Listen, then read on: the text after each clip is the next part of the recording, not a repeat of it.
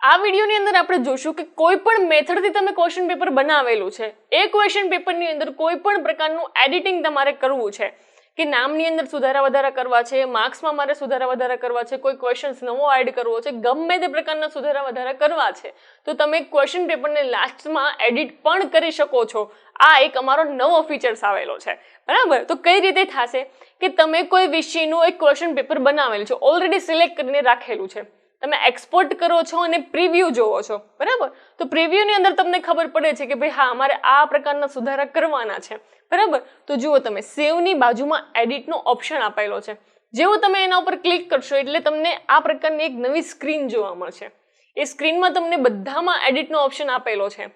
હવે તમારે footer side તમારું જે હેડર છે એમાં તમારે ચેન્જીસ કરવા છે. જસ્ટ ટચ કરો એટલે તમને બતાવી દેશે કે હા મારે આ નામને હટાવીને બીજું કોઈ નામ લખવું છે અને પછી શું કરવાનું છે, સેવ ઉપર ક્લિક કરવાનું છે. બધા જ નામની અંદર, બધા જ સૂચનાની અંદર ઈચ એન્ડ એવરી વર્ડ તમે અહીંયા ચેન્જ કરી શકો છો, બરાબર. હવે પ્રશ્ન નંબર ચેન્જ કરવા છે તો એ પણ તમે કરી શકો છો, બરાબર. એને પછી જો માર્ક્સમાં વધારો કરવો છે તો પ્લસ એન્ડ માઇનસનું બટન આપેલું છે, ઘટાડો કરવો છે તો પણ આપેલું છે, બરાબર.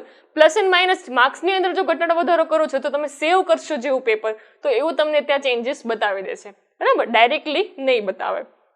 એના પછી જે ક્વેશ્ચન્સ નીચે આપેલા છે, ક્વેશ્ચનમાં તમારે સુધારો વધારો કરવો છે તો ક્વેશ્ચનની બાજુમાં એડિટનું બટન આપેલું છે. જેવું તમે એડિટના બટન ઉપર ક્લિક કરશો એવા તમને ઘણા બધા ઓપ્શન્સ ત્યાં જોવા મળે છે. બોર્ડ, ઇટાલિક, ઘણા બધા ઓપ્શન્સ છે, બરાબર. તમે ટેબલ પણ એડ કરી શકો છો.